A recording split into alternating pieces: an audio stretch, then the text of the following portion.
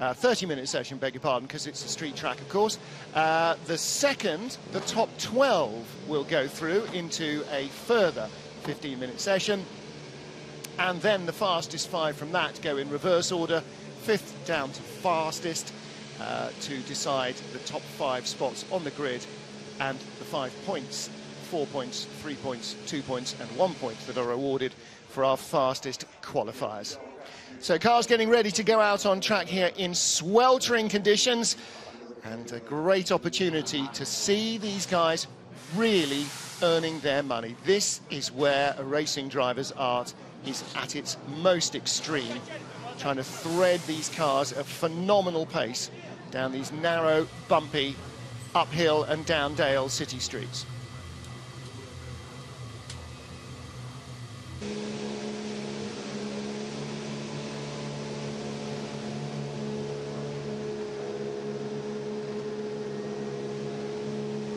First phase of qualifying, 30 minutes, a free-for-all out on track.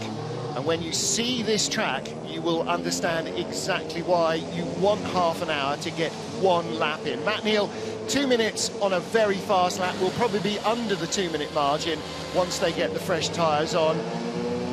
But we're talking to Rob Huff at lunchtime, and he said, sometimes you just keep breathing in. Every corner you're breathing in, taking more and more breath. You forget to exhale because it's such an intense lap. Yeah, it's, as we were saying before, there's some big commitment corners around here, and it's new territory.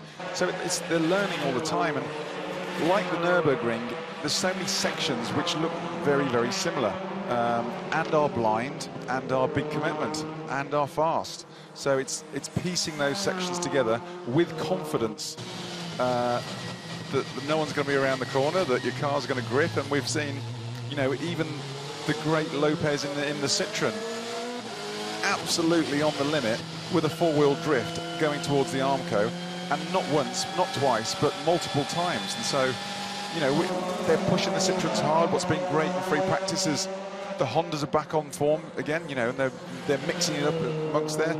And the ones that have been struggling so far a wee bit is Lada, but give them fresh tyres in qualifying, and we think they could well be in the fight and getting stuck in there. Yeah, absolutely. The manufacturer who is off the pace, or the cars that are off the pace, are the Chevrolets, under compression, which is happening in all the chicanes, 3 chicanes to slow the cars down on what would otherwise be an extraordinarily fast trip.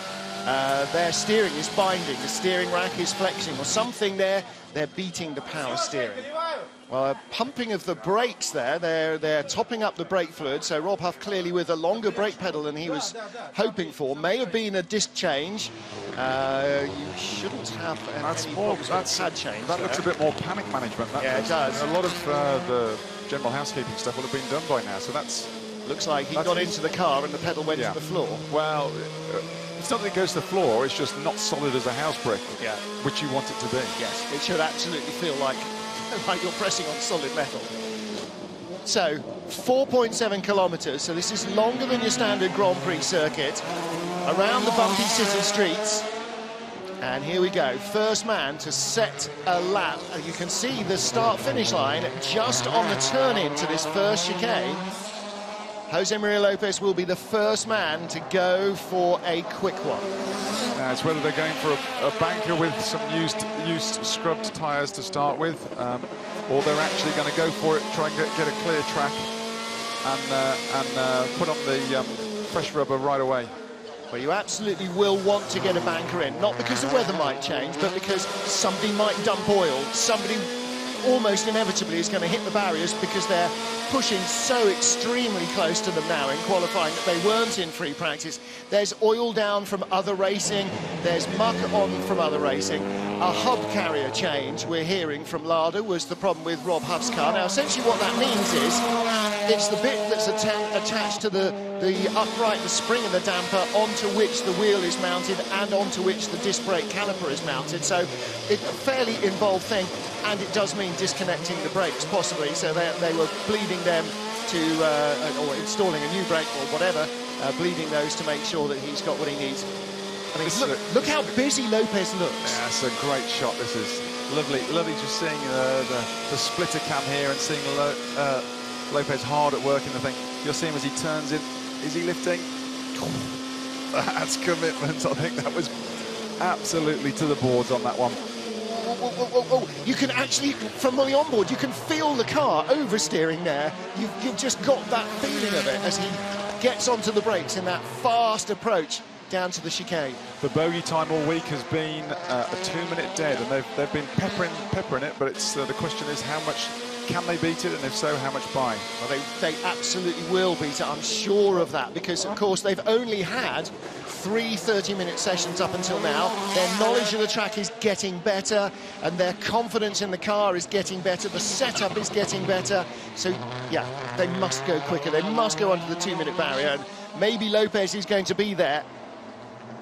Fastest first sector, Norbert Michelic. Well, that looked a really committed lap off Lopez. Michelic and Girolami in the Hondas. Now, all 4 Hondas were in the top 8 in free practice 1 and free practice 2. And there is Michelic and there is Girolami, and both are on absolute flyers.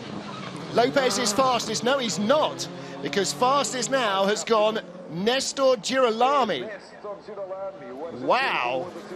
Now, what is great for this kid is that no one knows this track. He doesn't have one hand, he's only got one hand tied behind his back because he doesn't really intimately know that Honda yet. Oh, Honda's on the limit there. Yep. But for Girolami, no one has got more knowledge of the track than him. No one's got less, but no one's got more. Right, Martin, this is a similar scenario we have in Formula 1 where the top teams want to save their good tyres for the second part of qualifying. When you get the likes of Girolami and some of the others, they will throw caution to the wind, throw everything at it to get into Q2. Yep. And so the tyre strategy, Lopez, you know, he's shy of where he should be at the minute, so Citroen might be seeing whether they can get through Q1 with the scrubbed used rubber, and then save it all for Q2 and then Q3. Right, great view there from a VIP area, right on the top of a little block of flats.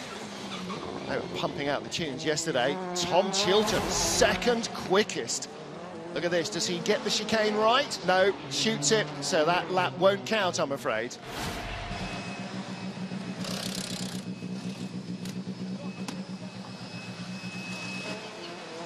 Fresh tyres going on to the Lada there. At Katzberg. Yeah. The Lada boys, their big problem here is traction. Traction out of the 3 chicanes. Yes, confirmation that lap number 2 for car 3 has been disallowed, so I'm afraid that lap of Chilton's not going to count. You can hear them struggling for grip as they're into the braking zones, can't you? The Lada, the turbo comes in too severely. They're accelerating out and then chirrup, wheel spin, bang another gear, more wheel spin. And we should hear it from Huffy out of the chicane here.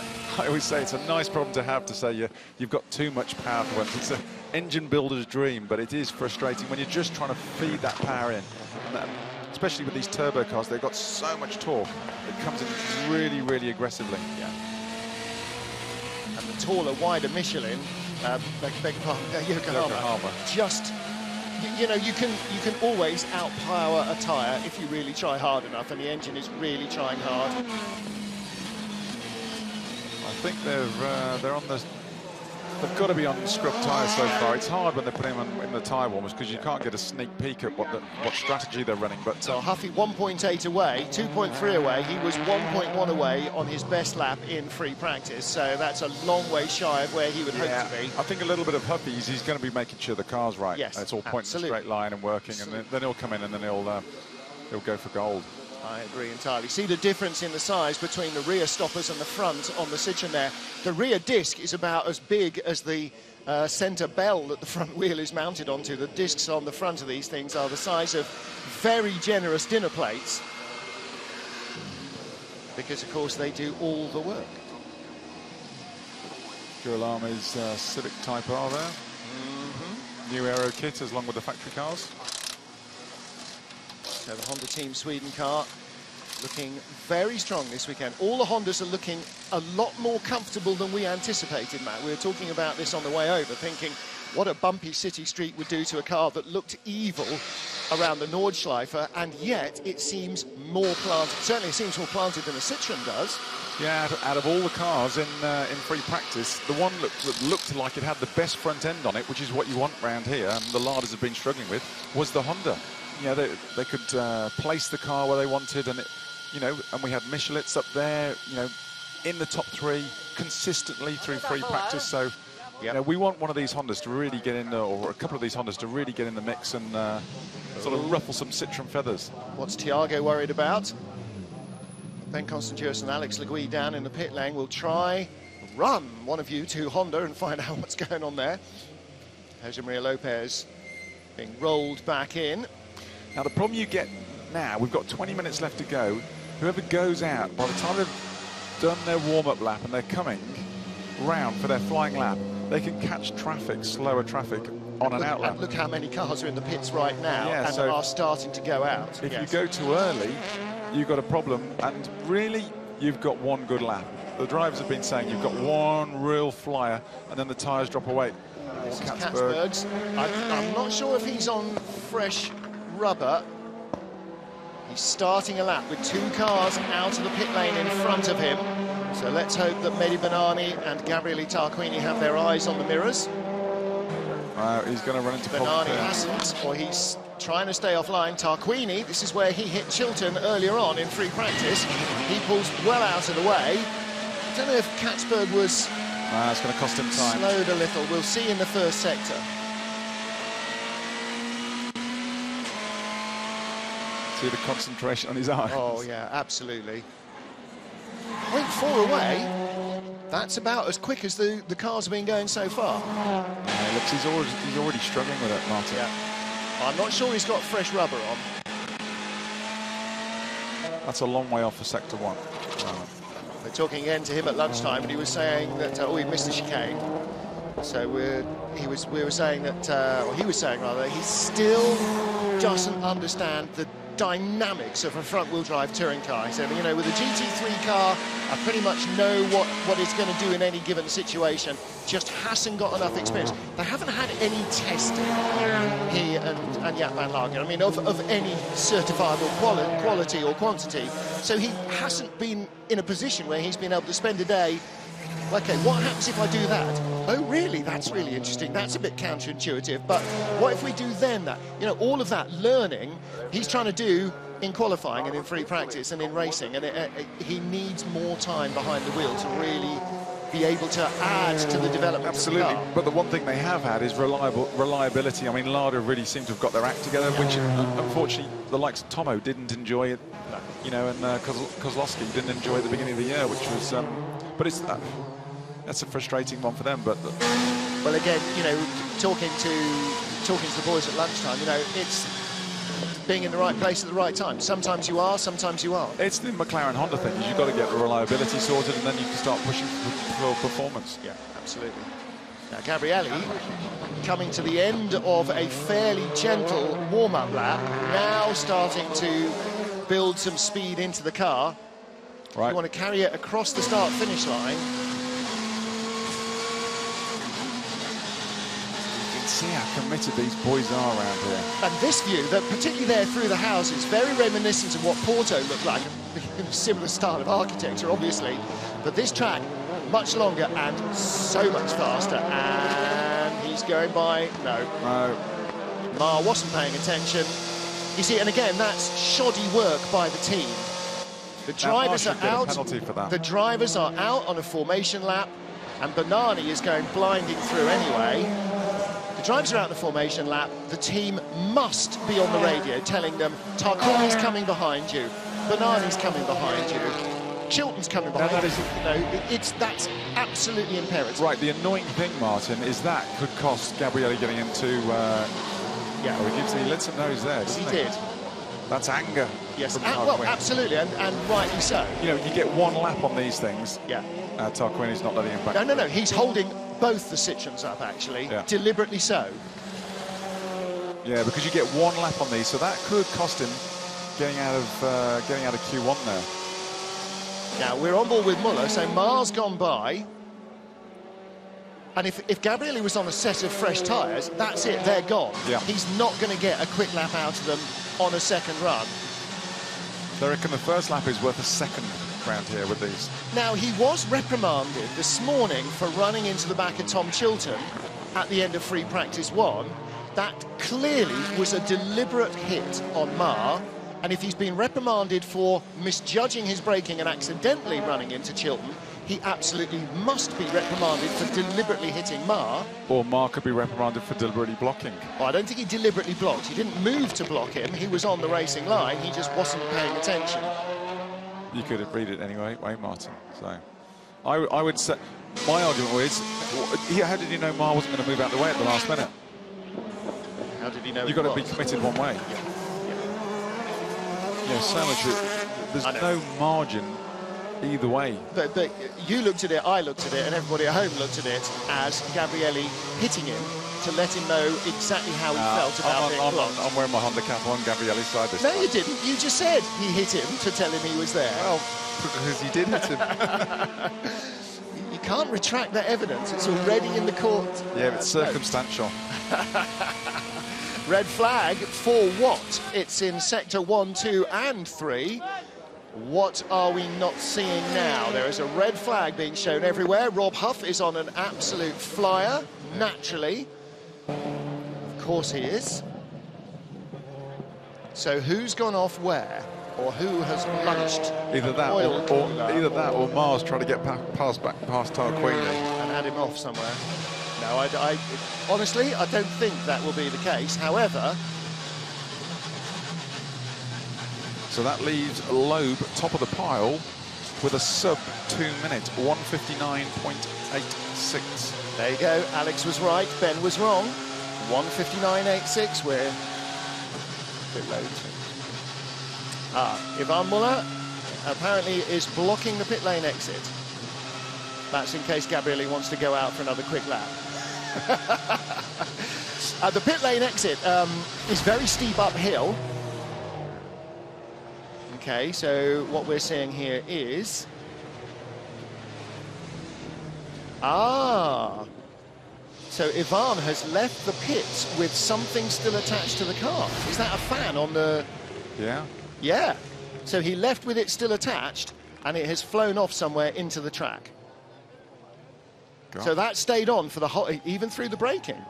Now, in theory, that should be a penalty applied to Citroën Racing and either Ivan or... Well, you can't blame Ivan. He couldn't possibly have seen that. Unfortunately, you get painted with the brush, Martin. Yeah. And that's...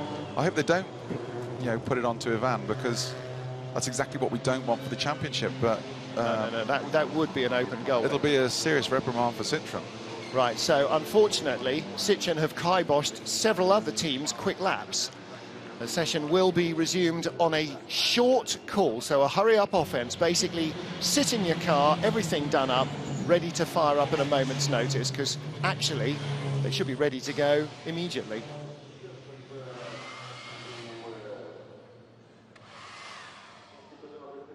There's the culprit. They'll be wheeling the guillotine out the back of the Citroën truck for said person. Oh. Now, go round to the other side. Let's see the shot from the other side again, because that says Sebastian Loeb Racing on it. So how did that end up on the nose of Ivan Muller's car? Maybe it was one of Loeb's mechanics dropping it on the front of Muller's car. Come on, send the camera around the other side.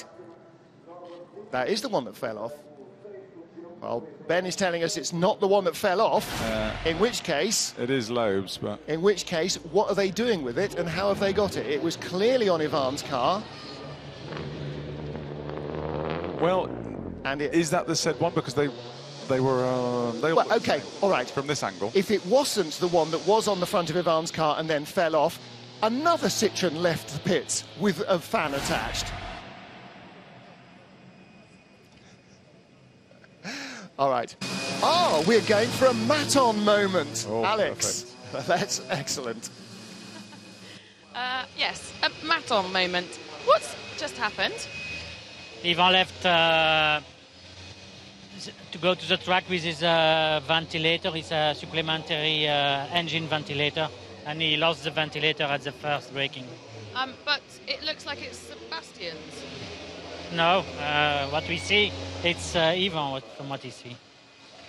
right in thinking that... I'm very confused. We believe that it's Sebastian's then, but it's not. So there's just the one out there. It's on Ivan's car, yeah. And so what happens now then? He finishes lap, he's coming back, and we don't know if the engine had some temperature problem or not. We will see. And will he be penalised for stopping the session? Please? Will he be penalised for this? I don't know. I'm not the clerk of the course.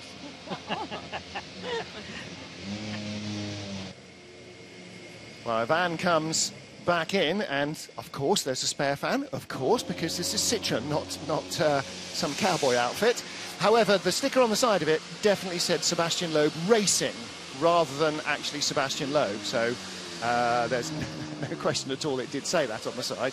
But that's exactly what it's for. See, that one actually hasn't got a metal strap to hook it onto the bumper, so the mechanic is having to hold it on with his thumb. There you go. That one also says Sebastian Loeb Racing on the side of it, rather entertainingly. So it could have been anyone's fan, basically. But it was on the front of Muller's car. We could see that quite clearly from the pictures. So, well, they will pick up a penalty, yeah. But we just hope it's not applied to Ivan in person. So it'll be it'll be a fine. If the fans come off at the first braking area, it would have gone off the racing line just with momentum. So I don't actually know why they stopped the session. Because it's that bit where drivers will want to pull out wide, where Tarquini hit Chilton, to allow a quicker car to go through. It will have gone off in a heavy braking area, so it's... Yeah. So it was shot off up the road there, but that's where you want to drive out wide. So it's just debris on the racetrack, and a large lump of it as well. I think we've got enough danger or potential jeopardy here for the drivers without adding bits and pieces of random Citroën pit ephemera to the track. So going back out again then with 14 minutes on the clock. Right, the big mover just before that was Tiago Monteiro, local hero, up to second place. So he managed to squeeze that lap time in just before the red flag came out, which was, so he's really making the most of his tyres, and a good time, just over the 2-minute mark. And that's Tiago's car again. Now, this is the second time they're looking under the bonnet. They got the blower in to cool things down. Well, that's where the turbo's situated back there, so it's obviously the turbo's running at 1,000 degrees C, and when you think they're aluminium heads, aluminium melts at 600 degrees C. So heat, getting rid of heat out of that area is absolutely critical. You don't want to melt your head off. Looking at the other end of the top 12 is what we should be doing now. So who's not in? John Philippi, Gregoire Dumoustier, Stefano D'Aste. Critically, Gabriele Tarquini. Now that car absolutely should be a top 5 contender. Nicky Katzberg didn't get a clean lap on fresh tyres. Tom Chilton hasn't set a time at all. Bottom of the bubble, Van Lagen and Huff in their laders. Hugo Vallant is the only Chevy that looks like it's got much pace, or has looked like it's got much pace so far, until FP2, when Tom Coronel somehow managed to wrestle his car over the curbs, and he's done it again now, so he's in 8th place. However, it's not by any stretch of the imagination sure that the last 3 cars in that top 12 will stay in. This is riven up pretty well, Martin, actually, because we've got Citroën M1, Honda's 2-3, Citroën... Bernani 4th, Lopez 4 and 5, and then Honda again 6. So this is riven up to be quite a good one. Now, Mehdi Bernani was quick yesterday in the half-hour session, but this morning in FP1 and FP2 just wasn't on the boil at all, 10th and 8th, which for a driver of a Citroën C-Elysée is probably not where you'd want to be. Right, this is on board with Tarquini now. This could be his last chance saloon right now to get through here, so he needs no traffic, big commitment. There's and a nice clean lap. But the car in front is motoring on, and so too is Gabriel. Look at the body language of the car, really, really pushing it very hard. Because you're right, I mean, this is probably his only lap. I just hope that isn't Quinquamar up front for him. Muller sets a fastest speed of 224 kilometres an hour, which is just over 140 miles an hour through Sector 1. They are averaging for a lap that includes 3... no. No, that's a practice start. OK, so that's John Philippi going out. To do a practice start, you actually have to block the pit exit road. There's Tarquini. He's at the second chicane. There's one chicane in each of the 3 sectors on the track. Are you allowed to do a practice start in qualifying? Anytime you leave the pit lane, the practice start box is there. I mean, it's not actually there because they didn't have time to paint it, but I wouldn't have thought you'd want to do it on your qualifying tyres. Yeah, well, yes, I know. Yeah, and no, yes, no. Excellent first sector off Tarquini. Yeah, stunning stuff from Gabriele Tarquini. And from Norbert Mikulec, fastest first sector of all. Fastest second sector of all for Jose Maria Lopez, who's also on a hot one, on his best lap. Top speed for Lopez through sector 2. No, fastest speed is for Muller, 242 kilometres an hour. So that's 145 getting on for. On a street. Coming up to the last chicane. How's he going to do? 0.9 away. This will, if he doesn't lose too much, leave him 4th, 5th.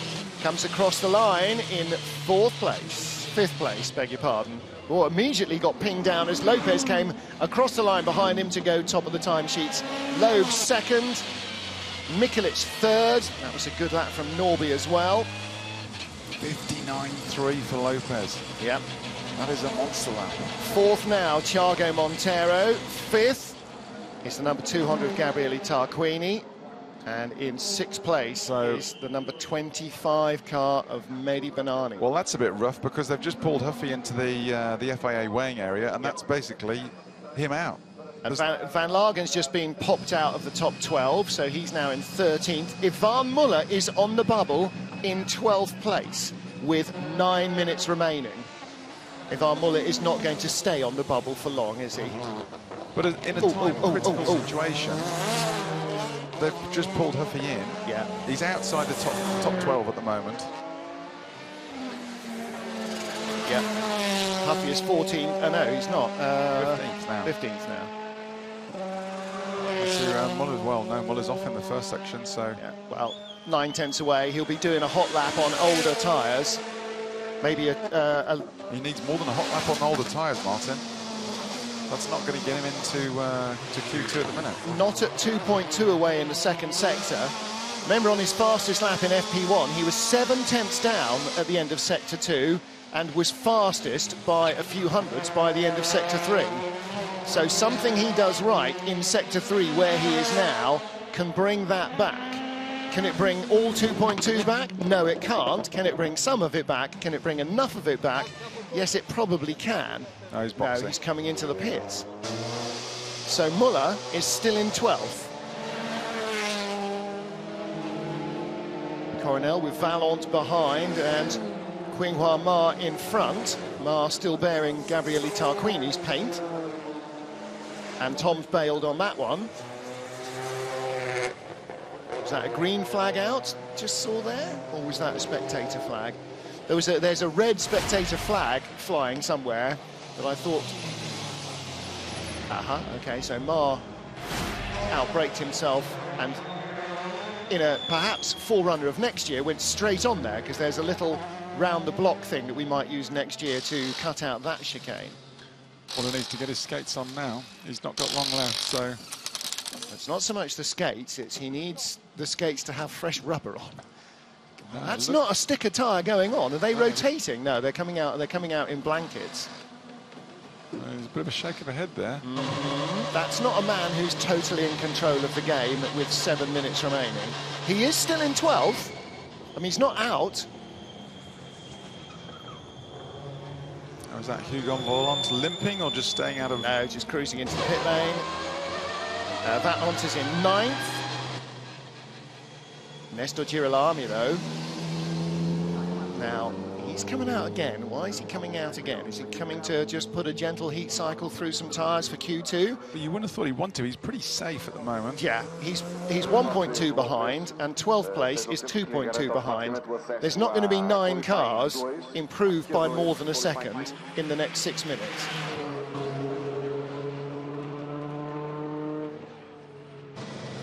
It only needs 5 cars, in fairness, but I'm still not sure we're going to see 5 improvements. So for my money, Girolami is safe enough. Muller definitely isn't. What's pretty prominent at the moment is the disappointment of the speed of the Chevys. Yep. Okay, the Ladas and Chevys have been really taking the fight to Citroën the last couple of meetings, and you'd say Honda has been the one lacking, but you know, it's completely reversed, and it's sort of Honda's turn to put the gloves on and take the fight there.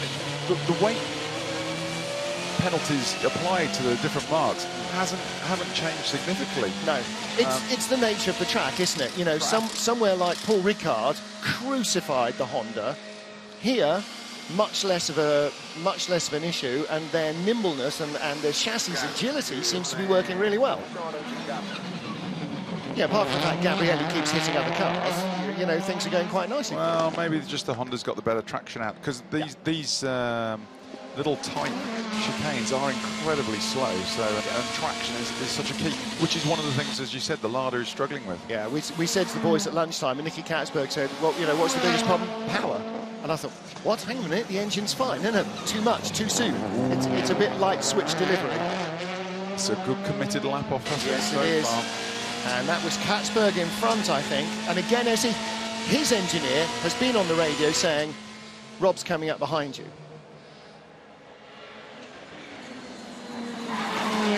It's a very strong lap from Rob Huff. Frankly, he could do with it at the moment. Car number 12 is down in 15th place. 0.3 away, that'll do. That'll leave him, you know, a second away at the end of the lap, which is about as close as he's been, but that'll be enough for a top 12. If he's got the time in the tyre. Nicky Katzberg, look, as well, personal best, he's half a second away, so he could end up challenging for a top 12 spot. Oh, it's close for the barriers for Huffy. It's not a bad first sector, but he's not a stellar one either. He needs a strong middle sector. Katzberg, 2Ks quicker than Rob Huff through the speed trap. So we've got both Ladas, which are 15th and 18th at the moment, on hot laps. There's Svetlana, Lada's PR officer. If he can put in a half-decent last sector, this will get him into the top 12. Yes. And 1.4 away from Katzberg, 1.2 away from Huff. This could be enough for both Ladas to go into the top 12. And if Muller, just to remind you, is in 12th place, he would be the first man bumped, and the second man to be bumped out would be Tom Chilton, who is in 11th place. Huffy 10th. There you go. And Katzberg behind him comes across the line. Nicky Katzberg. Black and white flag for Jaap van Lagen for exceeding track limits. Katzberg 9th, so out go Chilton, out goes Muller. Muller is on a fast lap, but both Ladas are in the top 12 at the moment, and boy, that was close as you like. Watch this in replay. So, okay, we didn't see that. That was as close as you get to having a big accident. It's not a brilliant first sector off Muller, but it's enough to do the job. He just needs no traffic. And who's that? He's Stefano D'Aste in front. He's got the headlights flashing. Not really going to see those, are you? Flashing those little LEDs, really not working much. And D'Aste having a bimble up the middle of the road. I mean, right in the centre of the road, I'm afraid. And again, the engineers should have been on the radio. You know, they're watching the same monitors in the pit lane that we're watching and that you're watching at home. Should have been on the radio to Stefano saying, stay off the line. Muller's on a hot one. 0.8 away. Should still be enough to put him in the top 12, and out would go, right now, Stefano D'Aste, which Muller would be very happy about to serve that up to him. Now, Jaap van Lagen warned about track limits, which is generally here when you go straight through a chicane. Yeah, and he was actually black flagged out of the second free practice for exceeding track limits 3 times and gaining an advantage. They don't mind if you go down an escape road or straight through a chicane, as long as you don't use it to speed up. Unfortunately, Jaap did. 1.2 away, this could put him in as well. Who's in 12th at the moment? It's Huff. So there's double jeopardy. Huff is in 12th. And Van Lagen will either be in and Huff out, or Huff will be in and Van Lagen out, because with 1.5 minutes to go, there is no more time. Jaap Van Lagen could be close enough. He is close enough. He's in 10th and Huff is 13th. And unless there are penalties, Huff will not go through to Q2, but Van Lagen and Katzberg do.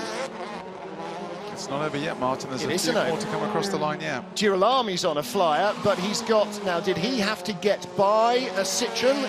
Girolami in front, had a Citroen behind him. Who's out on track? Is that Mar? Yeah, Mar's just left the pits. So Mar's on an out lap.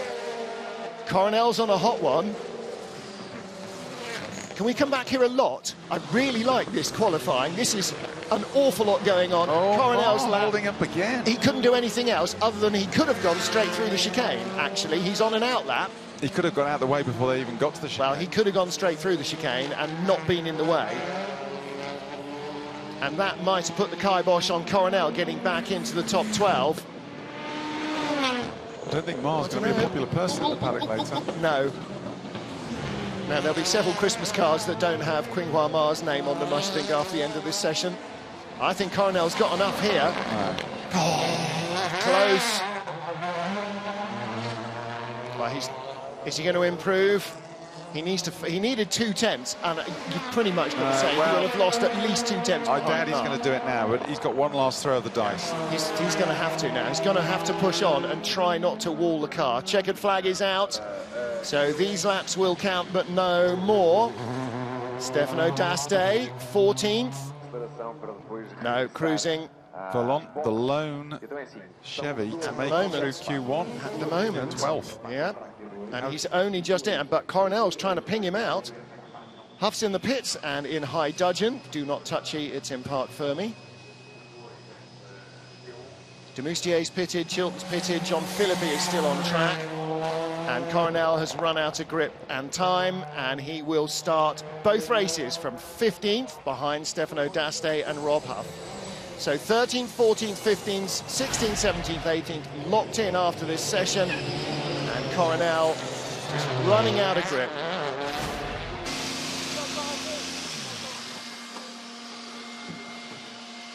Work about to go on Rob Huff's car, beg your pardon, on Ivan Muller's car. Looked like they were preparing a pad change. So for Lada, Jaap Van Lagen is in the 12. And so too is Nicky Katzberg. Hugo Vallant has taken the checkered flag, and for number 7 car in 12th place, skin and teeth, I think would be the phrase there. Well, I think I put the commentator's curse on Huffy and the reliability of the Lada at the start of this, didn't I? Well, it was reliable. He was on a hot lap when the red flag came out, so he needs to go around and clock somebody at Citroen for ruining his hot lap. And Martin, he's a street specialist. Yes. You know, he should be, he knows the car. Yes. But that you'd have to favour Rob round here than the other two. Not that they're taking anything away from the job they've done, but he was 2/3 the way around a lap on his fresh tyres. Well, did he find Mar as well? No, he was on it when the red flag came out. Ah, right. He was on a hot lap. Alex, you're in shot with Tom Chilton, so we may hear from him shortly. The Chevys have been overwhelmingly disappointing. They're all very close together, the times they've done. Well, they've all got the same issue. They've all still got this steering binding up issue. And unfortunately, if you can't steer through the chicane, about the end of it. And I pretty much guarantee that's what Tom Chilton will say. Alex is with him now. Chili, we had a little chat earlier on before you went out for qualifying. You were anxious and now disappointed, I imagine. Yeah, absolutely. I knew that we were struggling. You know, whatever makes me fast everywhere else is making me slow here. So we changed a lot of stuff on the car. I jumped, 2.5 seconds faster than in free practice 2. And I thought we've made some really positive changes. And I thought I just need another lap. There's a red flag. I thought it's fine, don't worry, we've got another set of tyres, just need another lap. And I just literally over the crest of the hill where Tarquini locked up and hit me up the backside. I now understand a little bit because I locked up myself and missed the apex. And you just slightly miss it and you hit all the dust and sand on the outside, and I lost an awful lot of time. And I said to the guys in my down, he says, yeah, you lost 3/10, and I just said, that's it, it's so close. But we've tried so hard, I've tried so hard, and me and my teammate are both P15, 16. Well, you saw Tom Coronel letting Qinghua Ma know in What a loser. fairly basic terms what he thought. And you know what, I have to say, actually, that Tom needs to go to Yves Maton and tell the Citroën team boss that the team need to be an awful lot more aware. Reported, eh? An awful lot more aware. Because it's woeful that a team does not tell their driver what's going on in qualifying on a street circuit. Yeah, I think Tom's just at the front of the queue there. There's probably a audible cue. It'll be like the scene in Airplane when they're queuing up to slap the girl who's having a fit. Yeah, and you know, and you can absolutely understand it because this is What a bastard. really, really hard work. Physically, mentally, I mean, these guys are right on the ragged edge with no margin for error. That was easy. I mean, we know Chinese are slow, but he was on purpose slow. On purpose, I had my lights on. I was flashing to him in a high-speed left-hander. Everything I did, and he just completely stopped in the chicane, just to ruin my lap. If this guy does not get disqualified, we have to do it ourselves. Tom, wat gebeurde er in de chicane? This Chinese guy, he just completely stopped me. In de Nederland. Het was gewoon heel simpel. Die Chinees die ging gewoon volledig van zijn gas af. Ik had mijn licht aan, ik was aan het flashen. Hij was eruit. Tom is just talking to Dutch TV. Sorry, I'm going to have to interrupt, I should say. What were you talking to Mara about? I can guess. Well, easy. I'm not going to eat Chinese anymore. I mean, this Chinese guy, he completely ruined my lap. I was flashing, I had my lights on. He knew I was on a hot lap. It was my hot lap. And he just destroyed my lap time, completely. And we saw him do the same to Gabriele Tarquini before the red flag. Should he have a penalty? Of course, take him out, directly. But I don't get my time back because of this. I was in a good mood, everything went well, I was fast, all the time I could be in. For sure I would be in the top 12. Now we are nowhere, just because of this Chinese lunatic.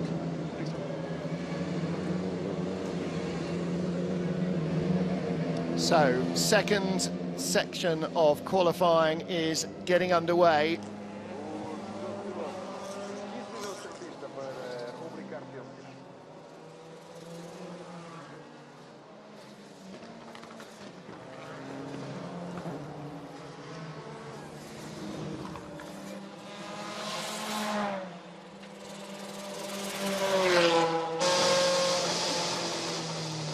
Green flag, and out go the fastest 12 drivers. Qinghua Ma might find it a little tricky to get a clear lap if he comes up behind Gabriele Tarquini, because Tom Coronel has just told us exactly what he thought of Ma's ability to ruin a lap. Tarquini has already left paint on the back of Ma's car for doing exactly the same to him. And again, you know, it is difficult to just say it's all his fault. You're on a street circuit, Matt. You can't see a long way behind you, the same way you can't see a long way in front of you. So he may not be aware of who's coming up fast behind until he's only got 2 or 3 seconds to recognise it. But the team must, absolutely must, keep their drivers, when they're not on a hot lap and when they are on a hot lap, informed of what other traffic is doing. If they can do it in Formula One, I don't see why they can't do it here. They've got radios, they've got eyes. I think that's a poor excuse, Martin. I think, you know, he's a professional driver, it's a professional championship, and, you know, they're all travelling at similar speeds. Well, you know, he should be more alert and more aware. He's not a rookie. No, I agree. To the car or the championship, so... I want to be sure that the team are actually doing all they should to make sure that they're armada of white cars. There's one guy out there, and you've got eyes around you. They've got very good rear view with the mirrors and systems they've got on there. So I completely sympathise with Coronel's frustration. Oh, yeah. No, I'm not arguing that at all. I utterly sympathise with his frustration and that of Tarquini as well. Now, Tarquini was lucky that there was enough time left in the session. Tom had that lap. That was it. And as he said, on pace, he should have been and was in the top 12 and could have been again. He only needed 2 tenths. And certainly being held up in the chicane like that, no question, he lost 2 tenths. I mean, you could almost argue, did Mar do it deliberately because he thought he was on the bubble? Well, you could argue that case if you're in the Raoul Coronel camp. He was 9th. Yeah, but... Yeah. Now, Ivan was on the bubble. Ivan sorted that out, not by blocking other people, but by going out and laying down a stonking lap. Well, he's certainly trying to lay down a stonking lap now. Yeah. He's jumping around all over the place because everybody is going out.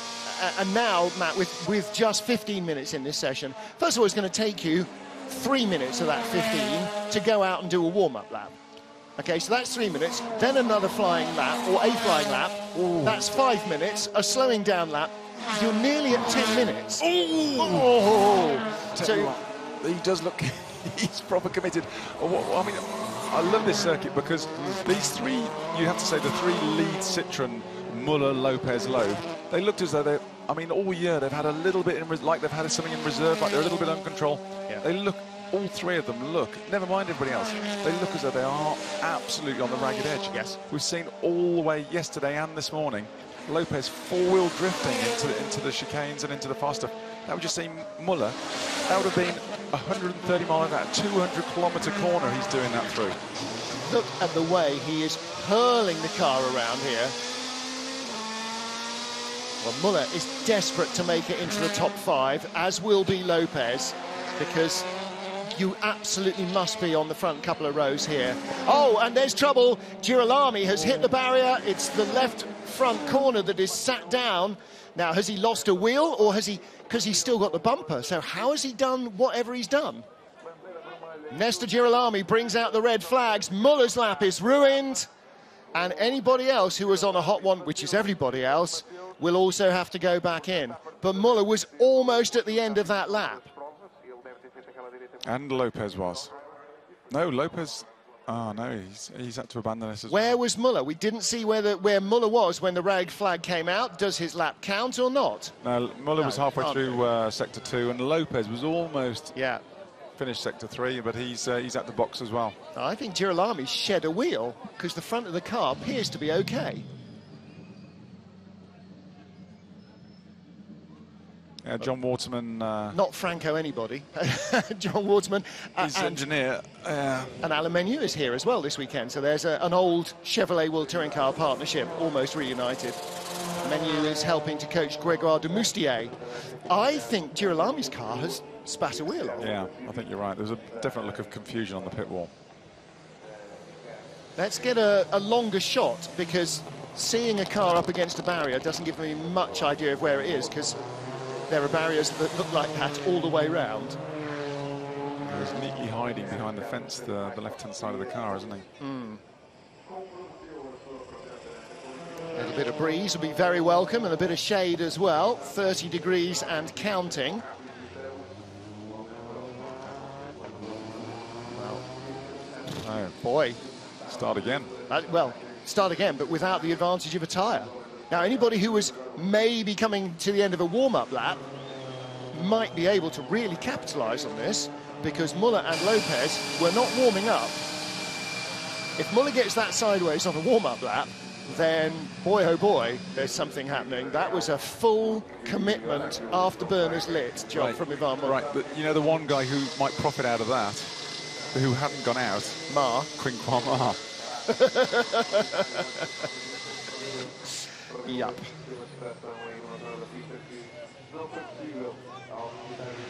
Everybody going to have to pick that up.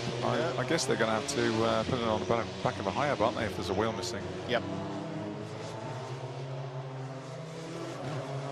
They're all going to be going back very gently to the box, not trying to take as little of the goodness out of their fresh tyres. I tell you what, I wouldn't want to be hearing much of the radio traffic though. I don't think there'd be much that you couldn't bleep or that you could use without bleeping. This is good for Tarquini actually, because he just needs to calm himself down after Q1, get the Mar thing out the back of his head. And on our clock, on our timing screen, when the session restarts, there will be 55 seconds. That can't be right, because we still had about 10, 11 minutes. Okay, 11 minutes plus.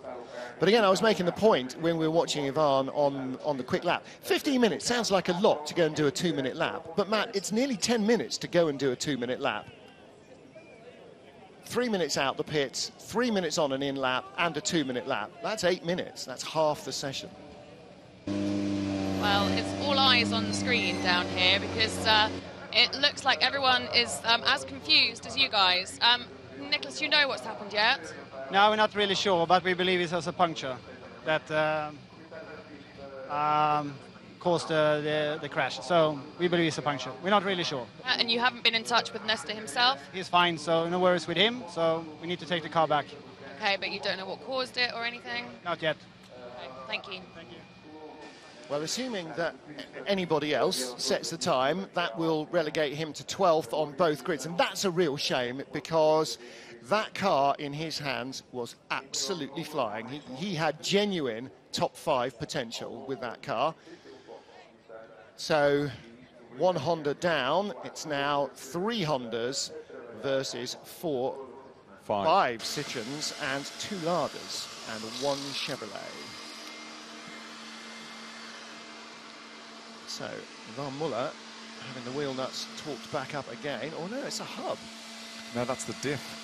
Okay. Checking the preload on, which they are fastidious at checking and keeping the correct preload maintained, which will have, it has a multiple effects. One on the braking capabilities of the car, the way they can get it in, also keeping the car tight in the quick stuff, so, and the traction getting out of those when they're kicking the inside wheel up in the big chicanes, keeping the drive going as they're coming down and landing. Thiago Monteiro has had mixed fortunes, I think it's fair to say, racing in Portugal. He's had some shocker weekends. He's had some good weekends as well. And the way his fortune is... I'm going to regret saying this, aren't I?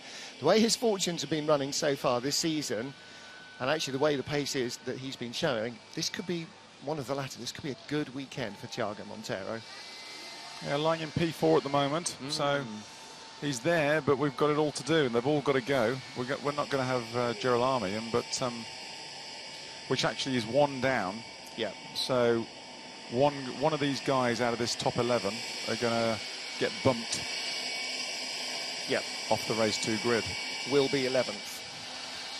And you'd have to say, with the current pace of the Chevrolets, Volante is looking pretty vulnerable back there at the moment, but he's a quick boy. Yeah, might be Valent, and he might be one of the 2 Lada boys. I think somewhere in there, cars with yellow on them, I think probably. The Hondas all look pretty strong. Yeah. Well, time for another Maton moment. Let's hear from Yves. He is with Ben. A second Yves Maton moment for the programme. Yves, a lot of people up and down the pit lane pretty upset with your Chinese driver. What's going on? I don't know. I think he was stuck when he was doing his fast lap. But I think from what I heard, it's not really fair what he said. And I think he first have to look to his times, because only 1 Chevrolet is in the top 12. I'm sure he was not in the top 12. When the drivers are going on their slow laps, warming up for the fast ones, are your guys telling them about traffic? You've got a track map there telling them where the cars are. Yes, we see the traffic, but it's not always easy. And Ivan had also something like that in the lap before. I think it's a problem when you have some tracks like here, when it's in the turn, and that it's really narrow. So do you expect to be called to race direction? No, I see. For me, there is no reason. Thanks very much. Okay, good luck persuading Tom Coronel and Gabriele Tarquini of that. There's no question that brief moment behind Mar cost Coronel a chance to get into the top 12. And yeah, to say, look at his times, he was firmly in the top 12 on times. He may not have been the fastest, but he was firmly in the top 12 on times. It's a good job he wasn't shouting like that to Mehdi Banani. He'd been bursting into tears, wouldn't he? I wonder if Yves Maton, his non-talkative demeanour in the beginning of the season, he's now the most talked-to team manager in the whole pit lane, isn't he? 2 Maton moments in one qualifying session. We've still got session 2 and session 3 to get through. We barely started Q2. And are we on overtime? I don't know, it's Saturday, double money. Excellent. Okay, this will get the mortgage sorted out, won't it? Well, the real problem for Nesta Girolami, assuming they don't drop it, is that, of course, that's his qualifying over, and he is stuck in 12th with a car that, frankly, should have been stuck on row 2 or 3 of the grid, not row 6. Yeah, lifting that up with all doors open and everything. It looks like they're making a good dog's dinner of that. Well, they got the straps through, and through the roll cage rather than just under the roof, because the roof's not that strong a component on these cars. It's all about the roll cage. You've got to get it through the roll cage to make sure that it's still to Moustier. Good shot there, the driver working hard. Good shot there, suspension working hard as well. You know, Matt, damper technology is something that doesn't really come into most road car drivers, you know, thoughts. Your dampers are there on the car, and until they fail an MOT, that's where they stay. But you talked about how important the diff is, how important dampers are as well, especially on a track like this. It is hard to overstate. It's such a black art. Yeah, getting the power down. If we're looking at those slow replays, I would love to have seen a slow replay of Muller in that high speed, getting loose through there. If yeah, that was a good old moment. A good save. There's a reason he's. Yeah, there's a rumour going around. I think he's going to be having a bit of a run rallycross at the end of the year. Not a rumour, yes. He's going to join the Alpha Tech team, and he will compete in the French Rallycross Grand Prix. They should send both of them, he and Loeb, to have a head-to-head, a teammate. Well, of course, he is starting the Loeb and Citroën Go to Rallycross rumours. Down here with a very, very frustrated Rob Huff. What happened? Still smiling. We've had a problem with the brakes all day, and I think about 40 minutes before qualifying, we found that both the front wheel bearings were broken, and changed both front hubs, and I think a bit of a miscommunication because it was the rear ones that needed changing. So yeah, it all went a little bit wrong about an hour before qualifying, and we've put the car together with effectively no setup on it, and we've just had to go. So we've got oversteer through lefts, understeer through rights, but you know, it's racing. It happens. It's very frustrating because even with a car that's not truly straight, I think it's something like 3 thousandths off. So it is frustrating, but at the same time, you know, I suppose that's one of the reasons I'm here at Lada, to help them move forward, to help them learn, and this is a prime example of where we need to move forward. We need to learn. You know, we're missing time in practice sessions and qualifying. We missed the first 10 minutes of qualifying, so it makes life a little bit difficult. Literally, of all circuits that this could have happened at, and for people, the street circuit, that just doesn't seem very fair. Yeah, no, exactly. You know, street circuits have definitely been my thing, and yeah, we've missed out here, but you know, we'll learn from this. We'll move forward. We'll take the positives, and hopefully we're back here next year and we can put it right.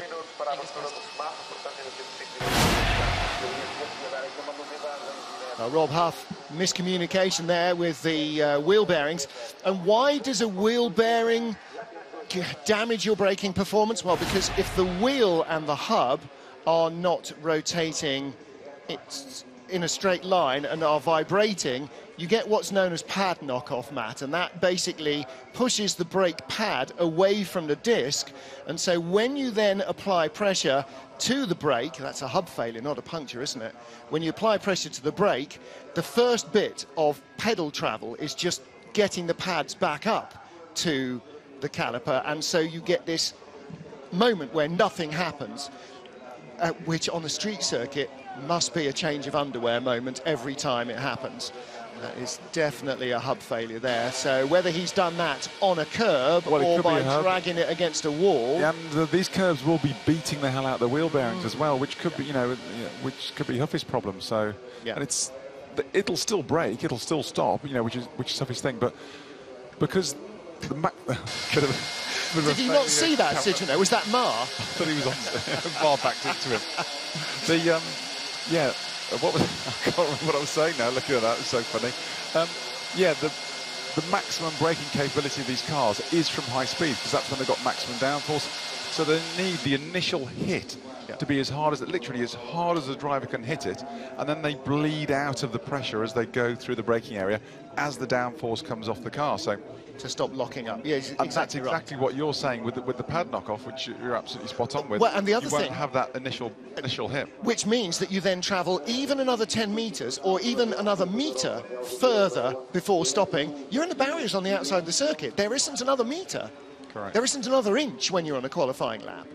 I mean, we've seen that. We've seen how close they have to run it to the barriers. So, yeah, just that fraction of a second where you have to push it at twice, that at the speeds they're travelling into a braking area, 140 miles an hour, that amount of time is enough to move you a couple of metres too deep into the corner. And that's when the underwear is required. And when they're inches away from the barrier, a metre beyond the barrier is it doesn't happen. You don't. Well, yes. Ask Tom Boardman about a metre beyond the barrier, because that's what happens when your brakes don't do what they ought to. Actually, Boardman back in America, she did a pretty good job of moving the barrier by a metre, but also shortened his car by about 2 metres. And that was 1.5 tons of concrete, linked to several other 1.5 tons concrete blocks. And after releasing his 6-point harness, had to go home like John Wayne. Yeah. Walk around like John Wayne for the next few days. Properly did.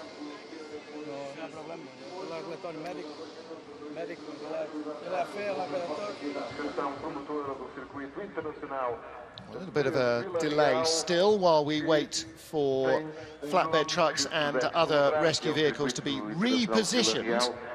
Grandstand sparsely populated, but the blocks of flats and every other vantage point around the circuit seems to be filled to the gunnels. And that grandstand particularly, because it is en plein soleil all day, from sun up almost to sundown, it is absolutely baking. So actually the grandstands that we walk by on the way to the TV compound are busy because they're in quite a lot of shade, and you can see there lots and lots of people searching out the shade. Yes, it's 35 degrees, but when we flew into Porto and it was misty and rainy, we told the guy when we were checking into our hotel here, and this wistful look of longing for a misty, rainy day came over his face. It was really quite comical. He's saying, yeah, it hasn't been under 35 degrees here for the last 2 or 3 weeks. And even for this region, they are feeling the temperature now. You can see quite clearly there, everybody on that stairwell, not just for a good view, but for a good view from a shady nook. I hope they got the sun cream on. Yeah. Slip, slop, slap. Speaking of which, how badly are Australia losing in the cricket? Spoiler, this is, of course, the last European race, so the whole of the European travelling circus of WTCC TV, it's going to be goodbye on Sunday for the rest of the season. And after that, it'll be flyaway races and local TV crews. Oh, we got times back, so green flag and 10 minutes, 50 seconds to go. So cars heading out on track then to continue Q2, 10 minutes, which is what you would normally get on any other racetrack. That'll be enough for only, realistically, 1 flying lap. If you have to try and put another set of tyres on and go for a second one, you are really in the lap of the gods then.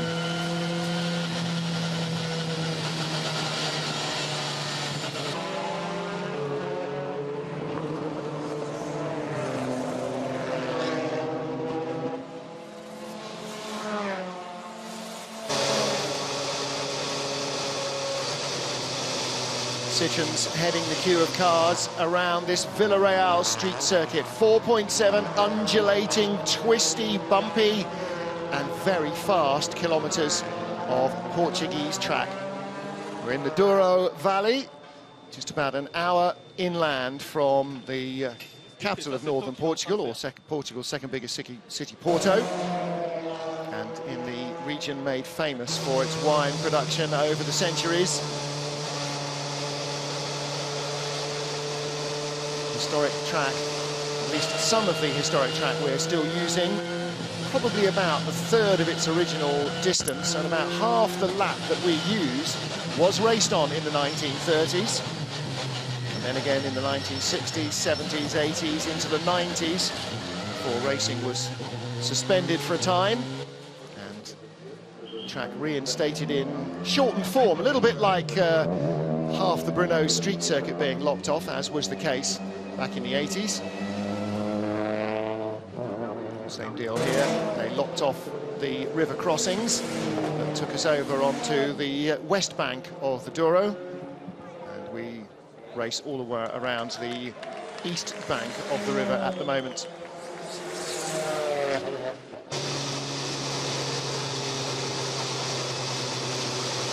Quinn Palmar still sat in the box along with Van Lagen and Hugo Vollant at the moment, and Gabriele. And Gabriele, yeah. And Vallant and Van Lagen have now headed out of pit road. Gabriele Tarquini is putting all his eggs in one basket, Matt, because the longer he sits there, we've already had nearly 3 minutes of the 11 that remained. He's got one lap, and he's going to wait till everybody else has done theirs and come in, and then going to try and do it. Yeah, realistically, Martin, these guys, I mean, they've got one lap. They've got one hit at this, so that's got any time over. And as long as they cross the line to start it before the clock gets to zero, then all right, so they might just, Gabriele might just be keeping the powder dry, seeing what they've got to go for, seeing who can potentially throw it off again. Yep. You know, how many risks they've got to take. I tell you what, if somebody clangs a barrier now, then all bets are off for Mara and Tarquini, because they're going to be in all sorts of hot water. Thiago Monteiro went out and came straight back in without starting a quick lap. No such dramas for Ivan Muller. He was on a very quick one earlier on, really spectacularly fast. Okay, there's Thiago in the pit lane. We've seen that. Now let's go and have a look at Ivan Muller's lap. That's Muller's car was getting out of shape, and that was his warm-up lap. Yeah. Well, you saw him suddenly power. Oh, Bernani with a right front problem. Ah, see, he's got a puncture or something there. Yes, he has. And that means yellow flags. That means Bernani, although it's still green everywhere. That means Bernani could be out the top 12. So, yep. If everyone can put a solid lap in, they're in. So Nestor Girolami will start 12th, all things being equal, because he hasn't set a time at all. And if that's a puncture for Bernani, how long is it going to take him to get back? I don't know. Now, let's not even worry about that. Ivan Muller, and incidentally behind him, look at the Honda. Look at the Honda closing on Muller. How much faster does Norbert Michaelis look? Why is Ivan backed out of that lap? He was on a hot lap. Norby on the fastest lap of all at the moment. Sebastian Loeb has gone top of the pile, ahead of Pechito Lopez. And Norbert Michaelis on a very quick lap indeed, only 0.04 of a second away from pole position at the end of Sector 2. Go on, Norby. Loeb and Lopez goes faster than Loeb at the moment. Michaelis third fastest. 45 seconds behind at the line. I'm not sure that was quite what that graphic Lopez jumps to the top of the pile, 59.1, just in front of Loeb. Michaelis slots into third place, just behind the two Citroens. Do you know what? If Thiago is watching the same timing screens that we're watching, he's going to have trouble making head nor tail of it, and Hugo Vallant almost capsizes there. He rocks over the curb so violently. Boy, that's the most air time we've seen under a wheel.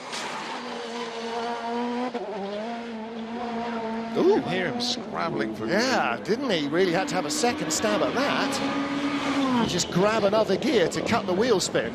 Ooh, and again, this long downhill run to the roundabout. Tail trying desperately to step out as it got away from him under the camber. Fourth for Vollant. That's a cracking lap. 4 minutes remaining.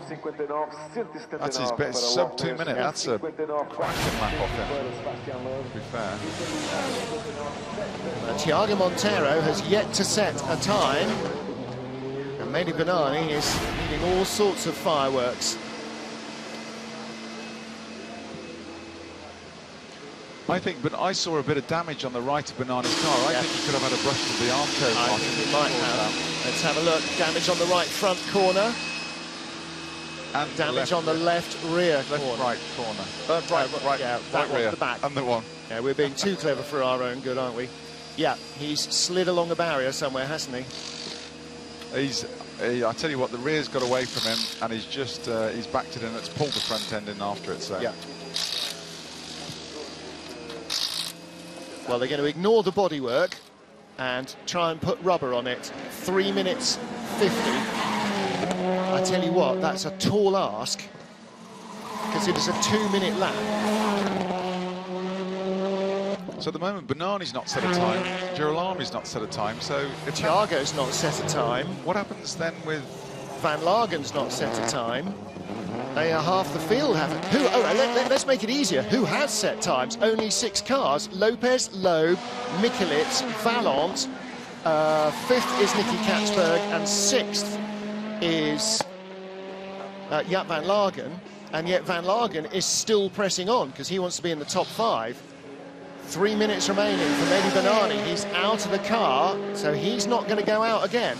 So he and... Well, I don't know. What if Thiago doesn't go out? Thiago's not got a time on our screen. Thiago is going out. Oh, no, Gabriele is going out. Well, because he hasn't set a time either. Yes, we could end up with an all-Lada front row for the second race. Blimey O'Reilly. That could be... Well, no, they're going to be like row 2 or 3 at the moment. Yeah. Unless the Castrol Hondas really get on with it. I've got faith in the Castrol Hondas. You need to have faith.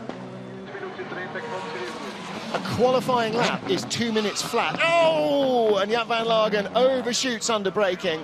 So that is not going to see him into the top 5. Just ran out of grip down the hill. No, he's still well shy on the time, Martin. Yeah. That's going to be... So 2:36 lap, so he was just pushing on. Just overshot there. Well, he didn't improve his lap time, so no penalty. On board with Ivan. Lopez fastest of all. Ivan needs to get on with this. Well, there's got to be sub 2 minutes, which is a pretty committed lap. Yep. To get in that top 5. Now he has the top 4 of sub 2 minutes at the moment, so as long as he can put in a solid lap. Yeah. 59.9 will do it. For Katzberg. Katzberg in the top 5 at the moment for Lada. Hugo Vallant, Norbert Mikulits, Sebastian Loeb and Jose Maria Lopez. Katzberg then on the top 5 bubble. But we have got Montero and Tarquini to go, so...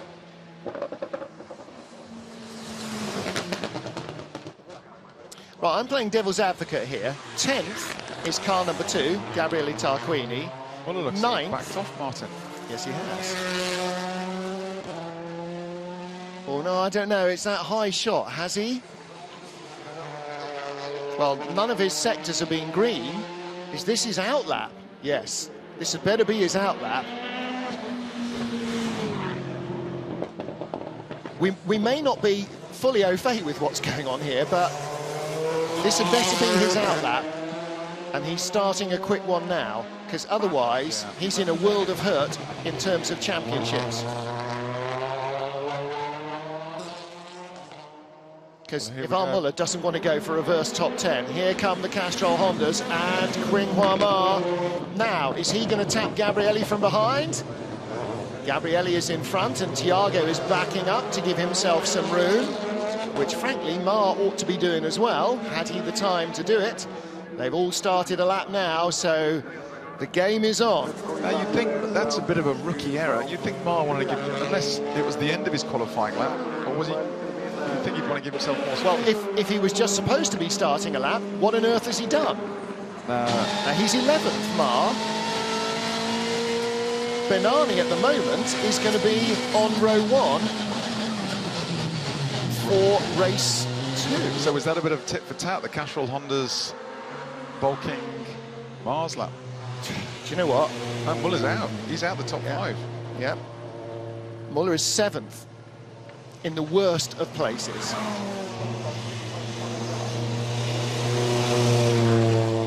Okay, so Muller is 7th, Thiago currently 8th, Gabrielli 10th.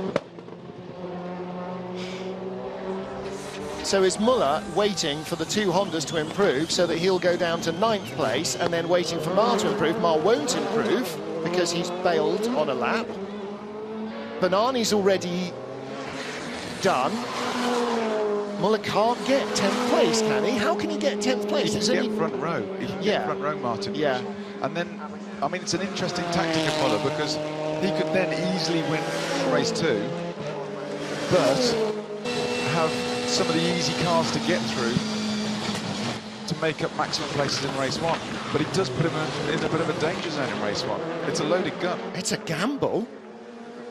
But it's that red flag coming out when he was on his tyres, on his lap. Maybe that's what took it away from him. Maybe he then felt, no, I've got no option, I haven't got the grip. Blistering front sector from Tarquini. So are both Castrol Hondas going to be in the top 5? Go on. No, Montero, 1.5 away. That's not quick enough. No, he's got to be within 7 tenths. So Gabrielli is, but Thiago 6th. Wasn't enough. Wasn't enough. And maybe it's the chicane here. Yeah, big slide, has to get off the throttle rather than drilling it where he wants to, because it was in the air when he needed to be on the gas.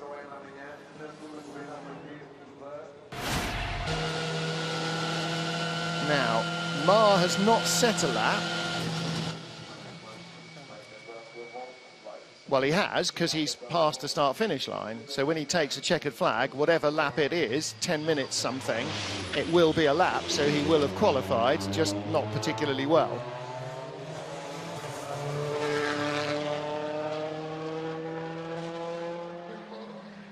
Well, Qinghua Ma, yes, if he could, yes, that's the way it's going to work. If he crosses the line and completes this lap, he will have set, he'll be the 10th person to have set a time. He will take pole away from Benani by going slower. Blimey O'Reilly. Do you know what? If after being thumped by 2 people for holding them up in qualifying, he ends up on pole and winning race 2, there's going to be some very, very unhappy campers. This is like tactical cycling. Which means that Ivan won't start on the front row for race 1, because Mar is hogging that, and Benani... No, Muller will start on the front row, but he'll be 2nd. No, because Mar will be... Yeah, 10th, and Muller... Oh, Benani's... But Benani hasn't set a lap. No, you're right, yes. So Mar is 10th, Muller 9th. Well, Benani's only got one person to blame, unfortunately. That was a damp squib. Yeah. Yeah, well... Maybe you can blame Mar as well. Do you know what? Well, he can. Yeah, I know. And Muller. Get in the queue. Yep. Yep. Let's do a queue to have a pop, won't there, later? That's really tough, but, you know, it's a really tough circuit. It's a street track, and he was giving it everything, and unfortunately, it got away from him a fraction. And, you know, he was clinging there to the hope that he might have ended up in 10th place, but once you put the car in the wall, that's, you know, that's really a last gasp. He's just disappointed with himself for having not got the opportunity to qualify it well. That's just sheer frustration there. His whole weekend, he could have had an absolute blinding weekend, and now... Yeah, that could have been victory from the jaws of defeat, but unfortunately fate was against him. In a game of snakes and ladders, he's just thrown the dice and gone all the way back down to the bottom. Exactly right. And Mar somehow rolled a double 6. And how is that going on? So now, take a deep breath. Top 5. Notice how we got 2 independents in the top 5 again, and again it's Valant and Norby. So Valant again has bounced back after 2 or 3 weeks where it's been Tom Chilton who's been, or Tom Coronel who's been the lead Chevrolet driver. Valant is right back on it again. Gabriele got a headache. So bumping into things. Well, what a shock there. I mean, we've got a Chevy in the top 5. How did that happen? What about Thiago? Two Citroens, 2 Hondas and a Chevy. But, I mean, one failing of Muller's plan, if it was a particular plan, unless he had to go to plan B with his reverse grid syndrome, is he doesn't get the bonus points with the qualifying, the top 5 qualifying. And he needs every point, you know, the old Priau syndrome, you've got to fight for every last point. Yeah. He doesn't need to bleed any points to Lopez, and that's another potential 4 or 5 he's going to lose. Yeah. I can only think something's gone wrong, gone amiss, and he's gone to plan B and gone right. Well, we'll have to go for this one. Let's make the least worst situation out of this that we can. You know, and Thiago's now stuck in the same place. You know, he missed out by a fraction. You know, Thiago's in the worst place possible. He's in the middle for everything, so he's not going to get one or the other, which. Neither fish nor fowl. No, that's going to be a tough place to start 2 races here. Where's he going to be? He's going to be 1, 2, 3, 4. Yeah, 6th in race 1, 5th in race 2. It's just waiting for the accident to find you in both starts. And he was on for a solid lap. It's the last chicane, so last chicane. He'll be frustrated with himself as well after that. And unfortunately, because Gabriele was right in front, we saw the speed that Gabriele got, and Gabriele is now 3rd fastest, or going out 3rd in this session. Thiago could have been in there as well, absolutely, which is very, very disappointing, and I'm sure that he will reflect that when we speak to him now. Thiago, you put on a brave face just then when you got out for the fans, but understandably very, very disappointed. What happened there? I mean, was there some tactical aims going on with what was happening with Citroen? Were you told to do something, or is it just unlucky P6? No, it's unlucky pieces. I'm not going to get into much details because I'm obviously not happy with how qualifying went on, but this we'll discuss internally. You know, we could not go for pole position for sure, but we could go for P3 or 4, 5, or you just decide to go to P10, but we have to make a decision. So I'm honestly disappointed because P6 is probably the worst place you can start from because both races you start in not so great position, especially in the track where you don't overtake. So even if we have good stars, I mean, so yeah, disappointed about it. We had a performance better than that. Sorry for you. Yeah, really tough break. Ivan Muller in 10th place. Some definite jiggery-pokery going on. Some very fast thinking at Citroen on the pit wall to try and rescue Ivan's weekend. And that of Qinghua Ma as well, as Hugo Vallant goes out to start his warm-up lap at the beginning of Q3.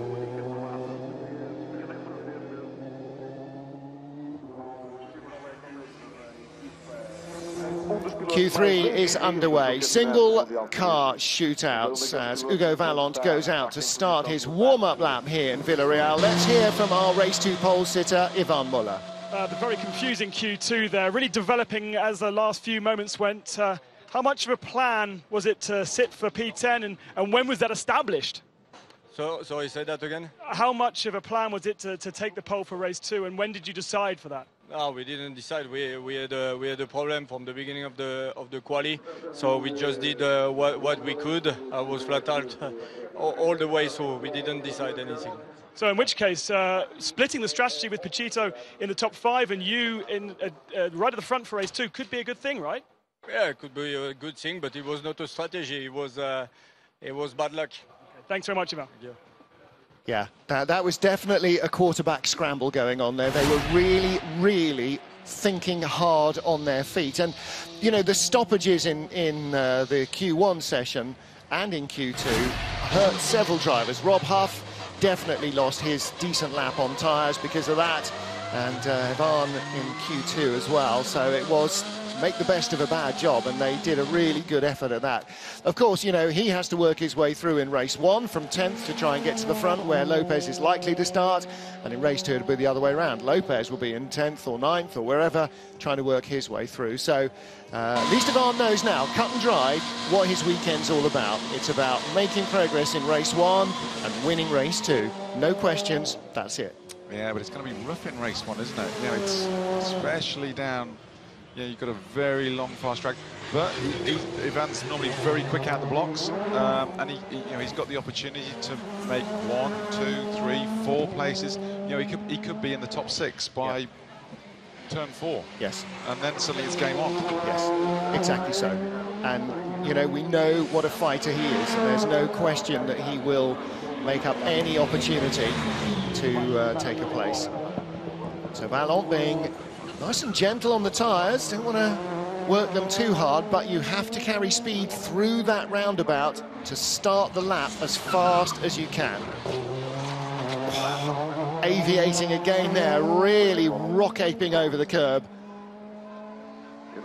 And of course, Matt, the problem with that is it means you can't chase the throttle until the wheels are on the ground. You've got to wait, which is not the ideal start to the lap, but we can see he's got to be pretty committed through here. I don't know how far he can make it up into the top 5, but I mean, he's done an incredible job just to get in the top 5, to be fair to him, with the speed the other Chevys have had this weekend. But that's close to the barrier.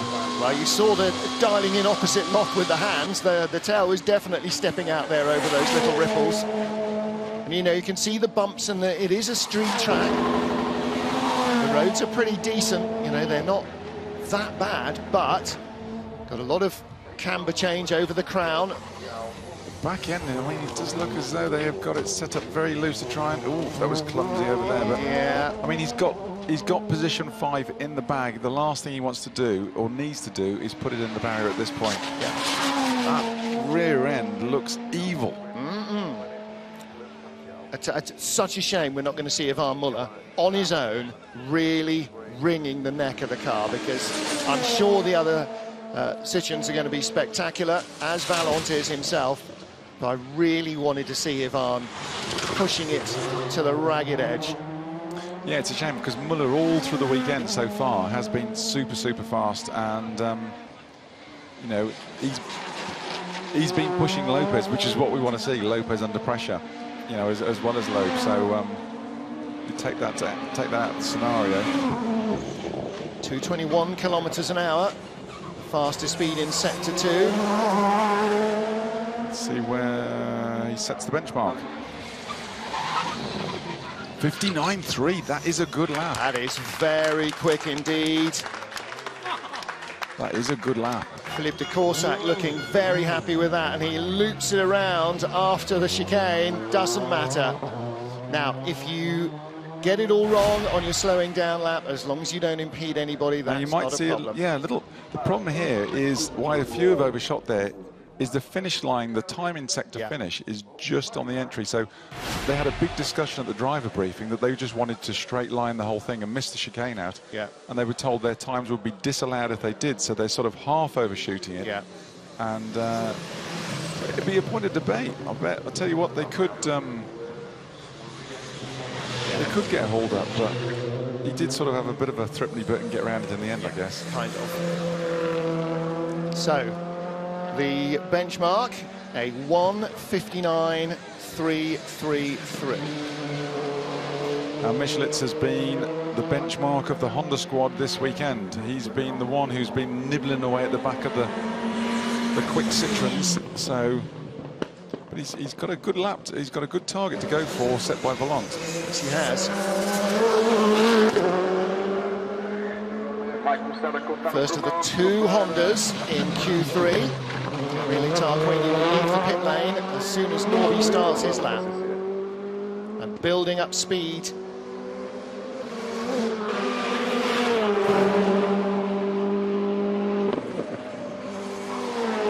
Look at the way it turns in. Compared to the Chevy, the back just follows, does what it's told. It looks so much more stable, doesn't it? Inch perfect so far. Now, we're talking about how close to the barriers they come. Some of them they don't, because it would compromise your line for a more important and faster corner that follows. Ooh, 2,000ths of a second.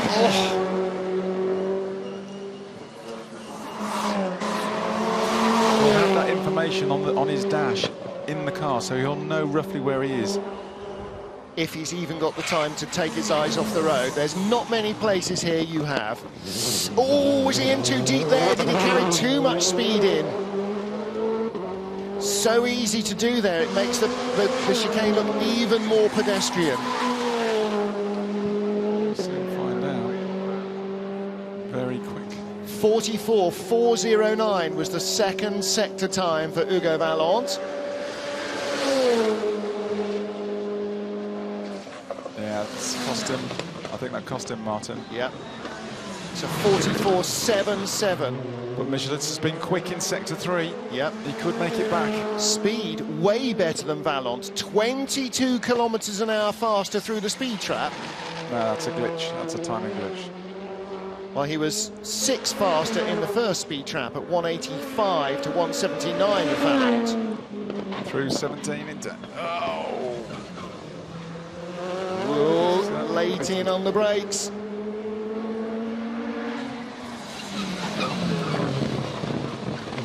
And a 2-minute lap. Valiant effort. Yeah. A valiant effort, but that very mistake in the middle sector probably... Very booted in the garage.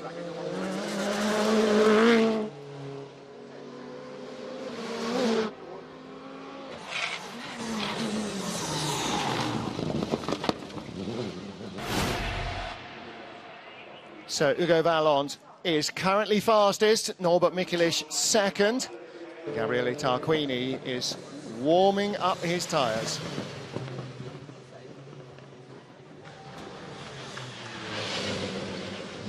Gabriele Tarquini has had an eventful day today. Ran into the back of Tom Chilton in free practice. Ran into the back of Qinghua Ma in qualifying when Ma ruined a fast lap that Tarquini was on. Let's see if he can successfully complete Q3 without running into anything else. So the comparative Honda youngsters have not come up with a good so far. It comes down to the old Meister as the last chance to take the fight to the two Citroens. 54 he will be this year. Gabriele Tarquini has lost none of his fire or his speed. That's a nice clean exit from one. That's what he needs, Matt. He needs absolute surgical precision, and it's the chicanes that are going to be the key, isn't it? Because all these cars are quick in a straight line. And he's a little bit deep in there. It's not your maximum speed, it's your minimum speed that's going to be the deciding factor here. Through 7. It was almost an IndyCar moment where the pressure of the air pushed him back off the barrier. Not quite enough. It's the 90-degree left-hander. 1600s up, that's a great first sector. The throttle. It's a good lap, he just needs to hold this together. 237 kilometres Big chicane. Oh. Can't be right. Oh, no. That's it, he'll be 5th. That was looking so promising. So Vallant will start no worse than 3rd, row 2 for Hugo Vallant and Norbert Michelisz. Gabriele Tarquini will start in 5th place with Thiago Monteiro alongside him, because Thiago is 6th. Oh boy, so they'll be 5th and 6th, and then 6th and 5th for the 2 races. Well, it's consistent. All Castrol Honda row 3, yeah, but... And Michelitz in with them as well. Yep. Norby will be the row in front and the row behind. Gabriele now not bothering too much about track limits. Very disappointing that, because Tarquini, he could have, you know, he could argue that he'd be sub 59 on that one. Yeah. Well, Alex Stan with Hugo Vallant, 2 Citroens left to do their laps, and Vallant is currently the fastest man.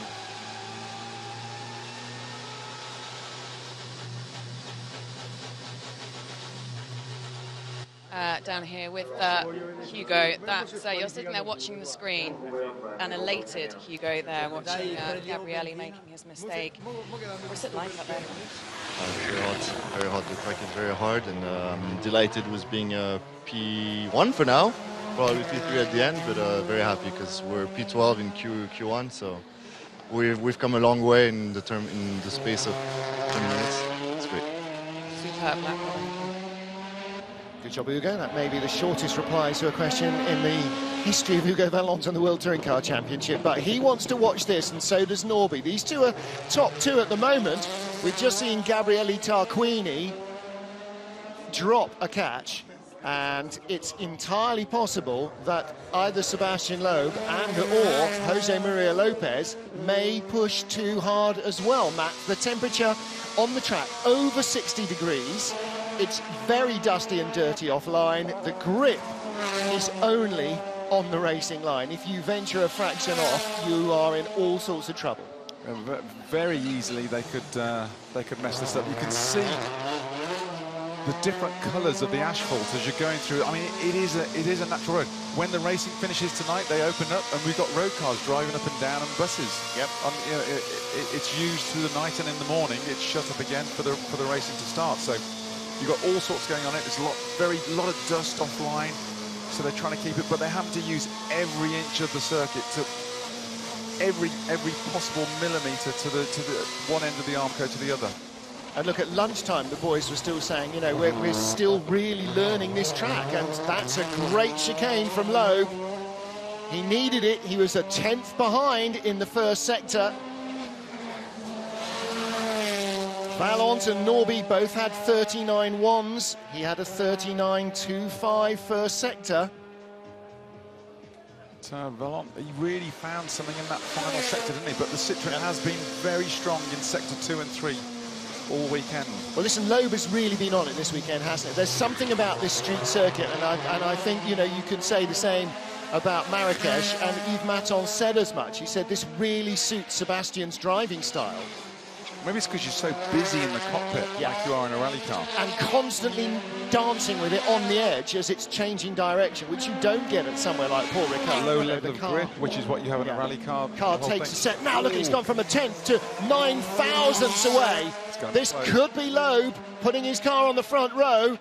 Vallont, is he going to be first or second or third? Loeb's overcooked it. No, he hasn't. Just got it together. Wow. 59.09. So the question is, can Lopez take the fight to Loeb, and can he? To do it, he's got to go sub 59, and no one has done that yet.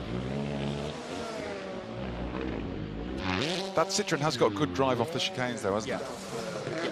Hey, listen, they're multiple World Rally champions. If they can't get traction right, they need to pack their bags and go home.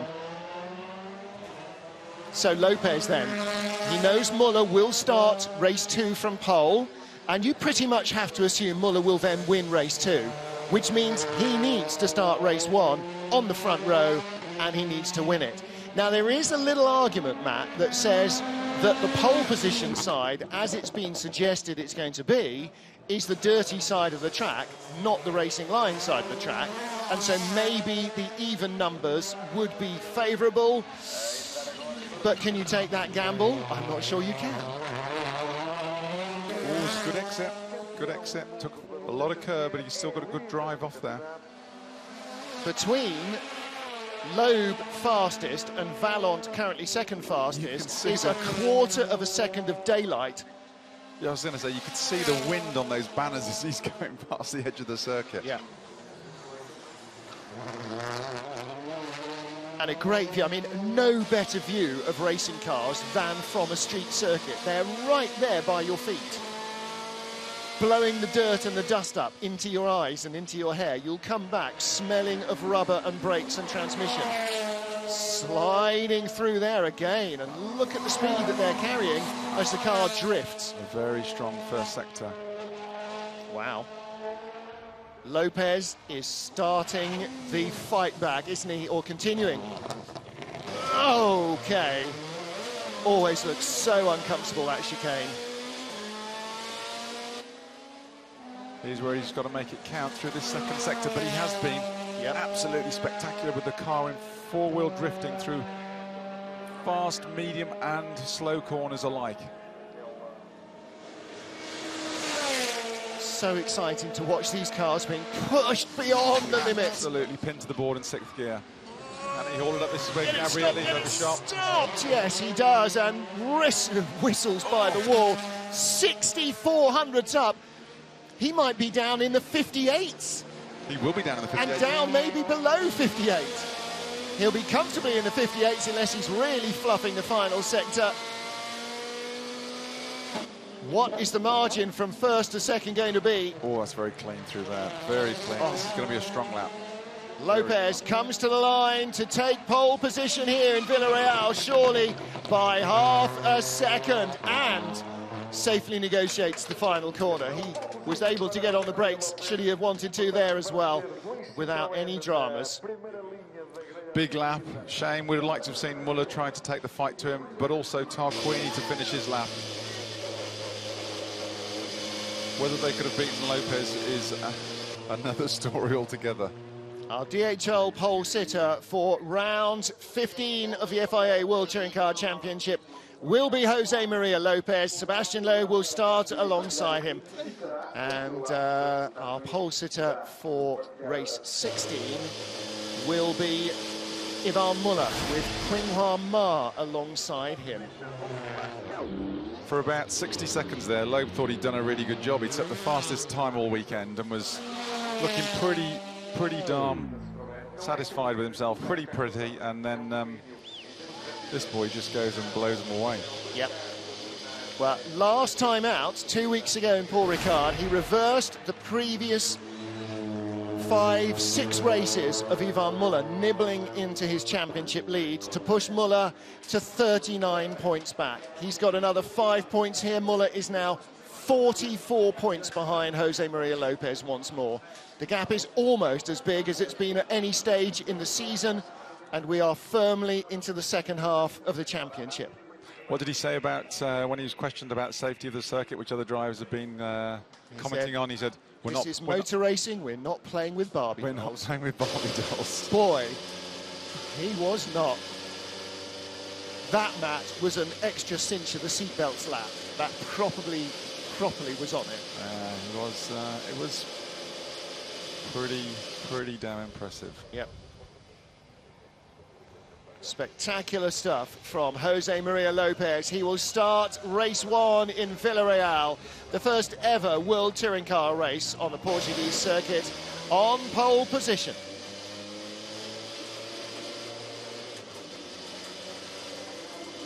For a little while there, you had put in an absolutely flying lap, and then Lopez comes along and just blows it out the water. What a frustrating result. Yeah, sure. I did a few mistakes in the lap. Tried hard in some place, and I lost the car a few times. And so that's it. Lopez did a great lap again. So second place is not too bad. And it's a great line off the start as well. It's a good line for second place.